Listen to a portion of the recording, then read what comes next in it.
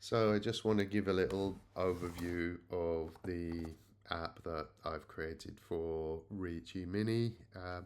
It's called Hello World, and you can enable it over in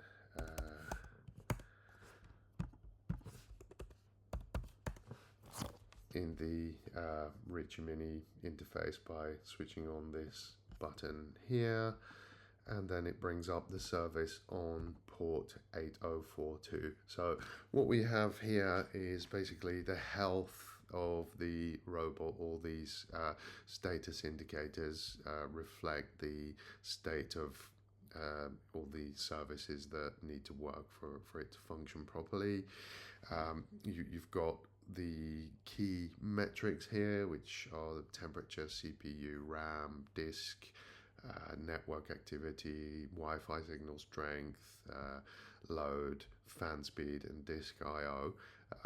If you notice here, there's also a remote disk mounted because the robot only comes with I think a 16 gig SD card, which isn't very much. So it's good to have some extra storage available, which is mounted through NFS.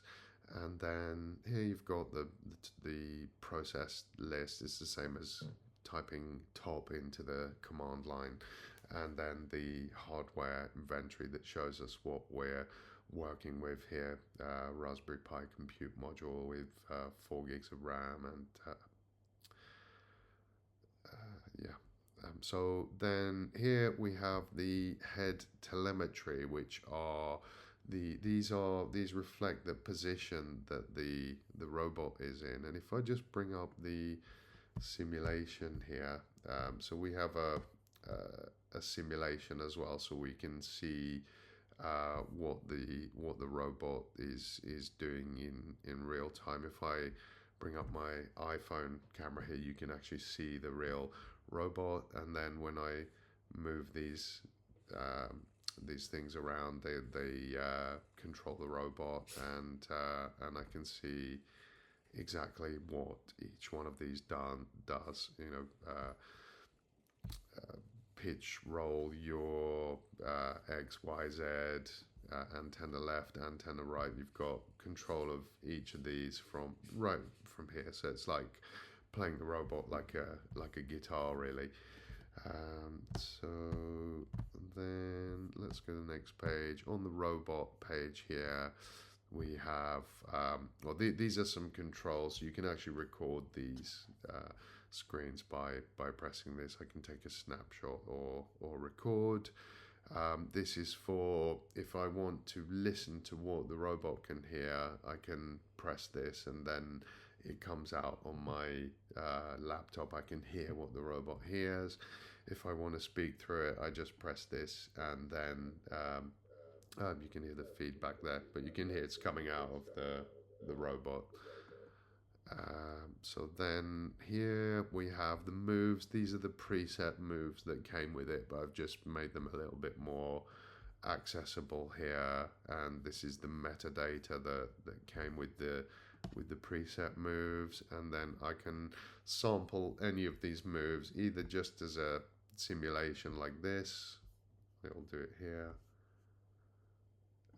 Or if I select robot instead, it will actually do it on the physical robot like that. Yeah, so that's the moves, and then we have oscillators, which are continuous movements that you can do. For example, nodding its head, and I can make the movement more exaggerated like that, or speed it up like that. But these are just basic looped patterns that it can do. This I can't actually show you right now, but if I go into settings and change my kinematics engine to this one here, Placo, it allows me to set gravity mode, which stops the head moving. Doesn't actually move it, but it means that it releases control of the motors, and you can actually move the robot to any position that you want to move it to. and then, so for example, you can move its head to a position and say, right, make a note of this position, and it will know the settings, you know, these down here, the settings to put itself into that position. Yeah, here we just have a shell interface, just saves me having to SSH in if I want to do that. And then I've got tmux, which is if you need it, you know if you do or not. But yeah, tmux I find quite useful for when I am using Claude on the robot itself, and I want to have multiple connections to it. What's next? Okay, let's do the conversation window. So this is the main chat where you can talk to the robot. I can turn on so it's not listening to me at the moment, but I can do something like this. I can say, turn it on now. Now it's listening to my voice. Hello, how are you today?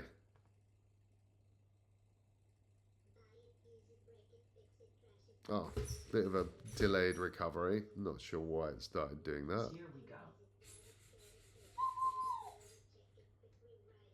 Yeah, it seems to be the remnants of a previous chat. Okay, how are you doing today? Good, thanks for asking. That was a fun jam session with Technologic. I was grooving along pretty nicely. How are you doing today? I'm doing pretty well. I'm wondering if you could change the lights in the kitchen to blue.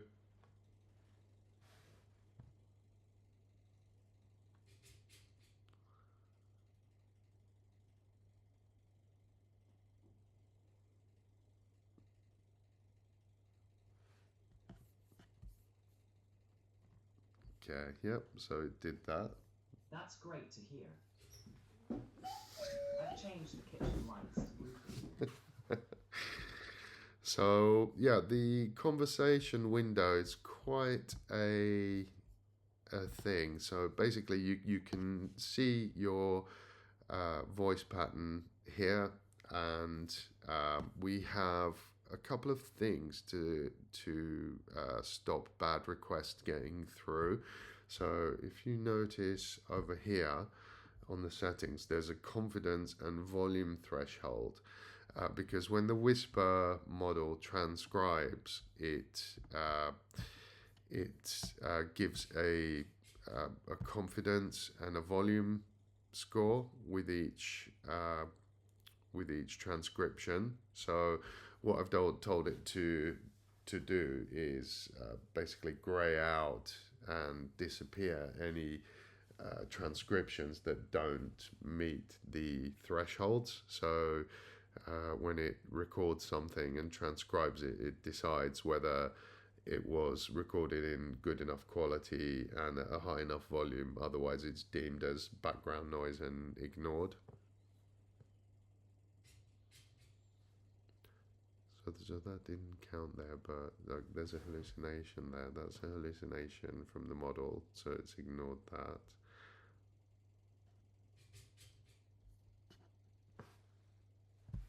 Yeah, see, these is it's ignoring because they didn't have a high enough score. But if I speak very quietly, it should ignore that as well.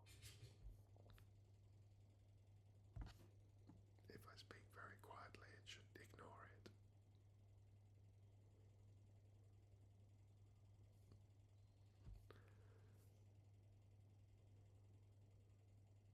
Yeah, I'm clearly not speaking quietly enough, but you can see these ignores here as well.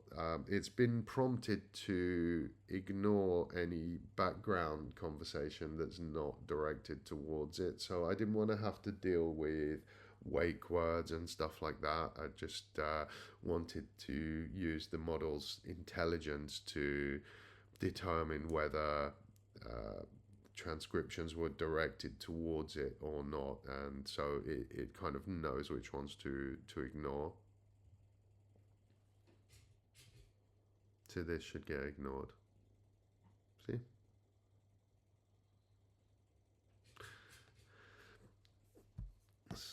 what else do we have? So if I, robot, take a picture.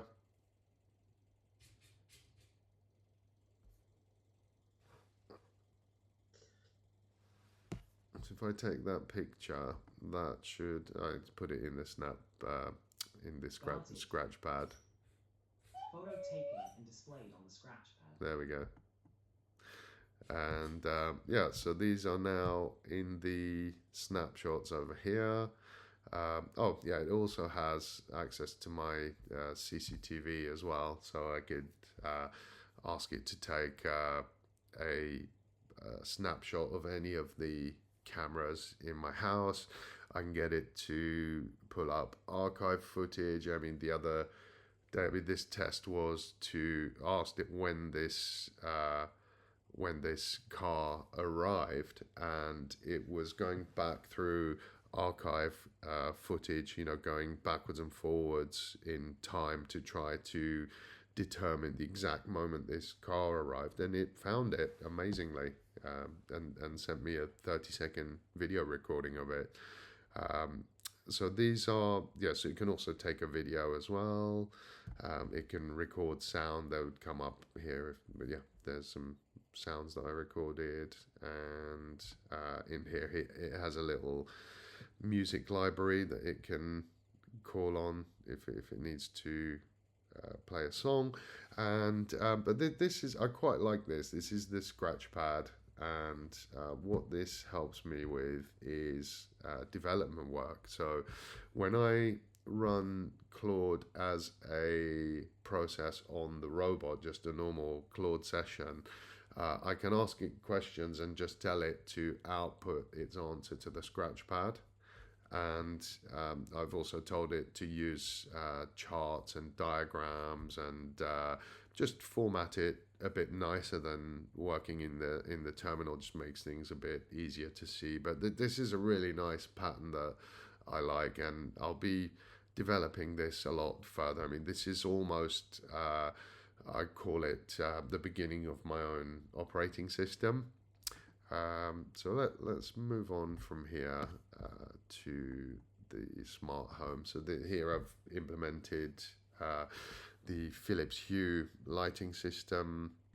I can, you know, control the lights from here. I can click on here. I mean, this isn't really robot related, but I had to build these tools in order to give them to the robot. So it's good for me to be able to control things manually as well.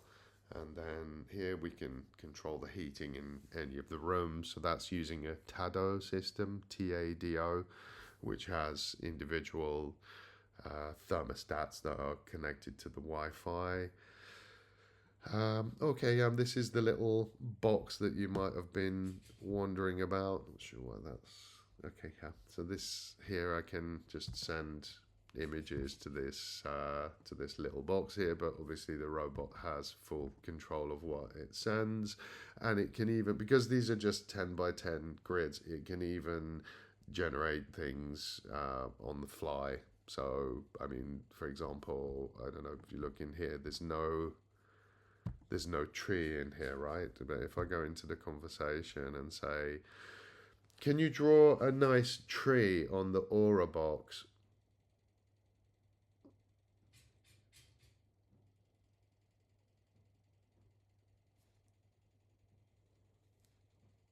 We should get a tree in a minute. There we go. There's a tree. And you can see how it's just created that. It's just a grid, and the numbers represent the different colors.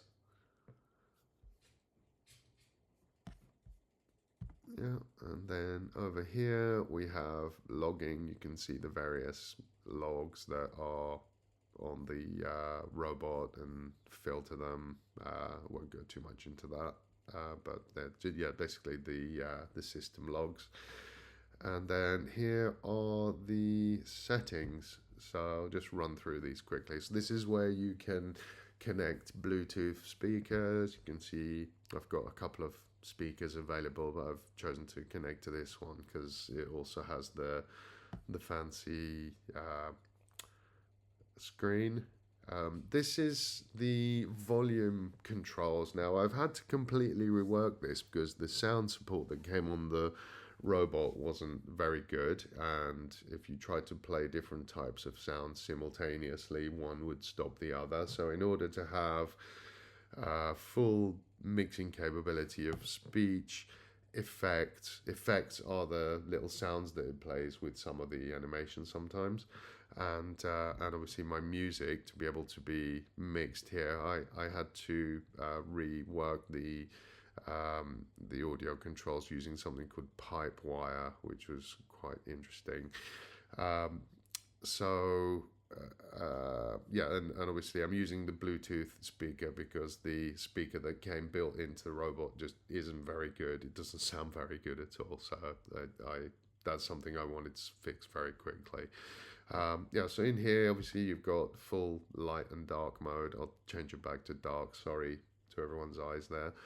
Um, Here you can change your kinematics engine, which I explained earlier. These are the kinematics engine is like a piece of software that you tell it the positions that you want the head of the robot to be in, and then it sort of does the maths and works out the commands you need to send to the motors. It's the simplest way I can explain that, really. Yeah, natural movement. This is just to give the robot a bit of sort of. It just sort of has like a breathing effect to give it a bit of life. Dreaming mode. Yeah, if I switch this on and it's idle for a while, then it plays through different animations as if it's dreaming. And then what else do we have? Oh, these are for the. I forgot I even did this. This was a while back.